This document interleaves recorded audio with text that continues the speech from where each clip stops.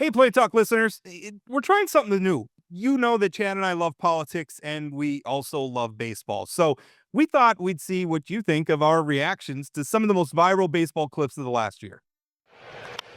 Well, High and deep to right. Yeah, Over I toward like the this line. one. Acuña's got it. Tagging from second is Bebas. Whoa! Oh, that was terrible. that is such typical Yankees base running, isn't it? It is. It's sadly it's true. He got Toopland, which if you don't know is an acronym. It's called thrown out on the baselines like a nincompoop. Well, and I'm surprised Acuna didn't blow out his knee trying to make that spin, Well, which was normal for him. But he does have I I love that clip. I love the complete incompetence of fundamentals from this Yankees team, which we've seen time and time again. I wish I could rebut you, but it's accurate. Ball swing on, hit down the right field line, hooking. A nice play by the ball girl, reaching out in foul territory to make the play off the. You know the kids, the people that work down the line do not get enough credit. I like it when it's old people and they like trip and fall and everybody like laughs at them and I whatever. like but- watching old people trip and fall. Yeah, well, okay, maybe not trip and fall, but how about when an old guy like makes a play? I mean, that's pretty good stuff. Well, sure, I hope like somebody you wouldn't expect to make a play makes the play. There's always the one too of somebody hits a home run at a dad who's holding a kid, Ye- and they have to like- make that decision. How much do I go for this ball? How much do I continue to? Oh, do you ever see the guy who lets go of his kid completely, reaches up, grabs the ball, and then is so fast comes right back down and grabs the kid again? it's I like the one where the daughter is covering the dad's eyes and he still catches it. Good stuff. Hey, dads have superpowers. They do. But I'm making He was money. Who's this guy? Oh my goodness! Shohei Ohtani! Okay, so we show the Yankees getting Toopland, but you know when it comes to the Dodgers, we're just showing Shohei Ohtani burying a ball outside the stadium. Listen, one team is still playing, but that was the longest home run I've seen hit at Dodger Stadium.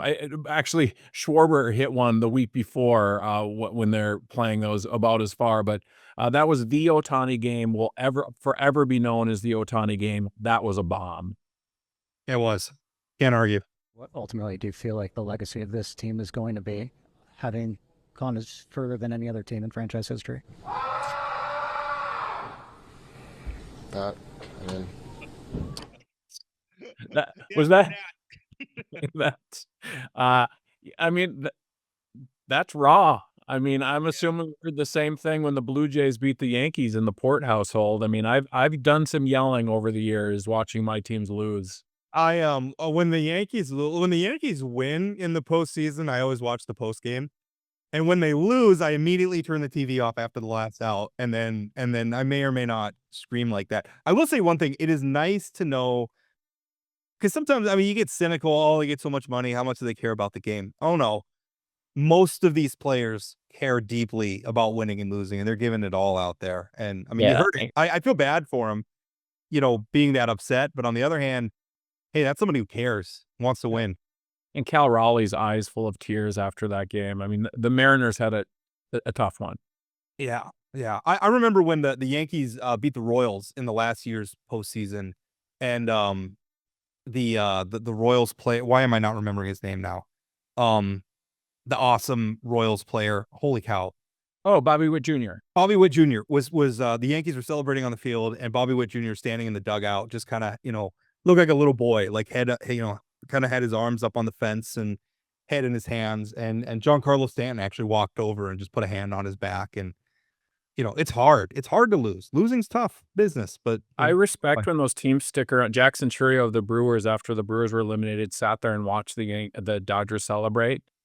And I think part of it's the mental game of, I don't want to go through this again, and next year they will fight even also harder. give the winners their due. Right.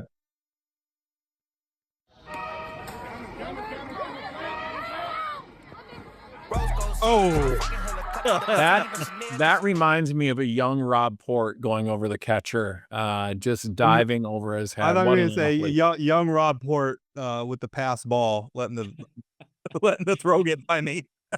Because I did Uh, play a lot of catcher because I was not which I never understood the coach. Now as an adult, I was not athletic and not good at the game. And so he stuck me as catcher, not understanding that is a very athletic position that takes a lot of skill. And I was not any better at it than I was at playing second base. And slightly dangerous at times if you don't have your head on the swivel. Yeah, if you don't know where to set up and you get whacked with the bat. I love youth baseball clips like that. That was just fantastic. Oh, this one. I have mixed feelings about this. This is the Karen. She comes up, she wants the ball. Yeah. I love how scared the dad is. Who's this crazy person? I have mixed feelings about this because on one hand, you catch a ball at the stadium, you got to give the ball to the kid.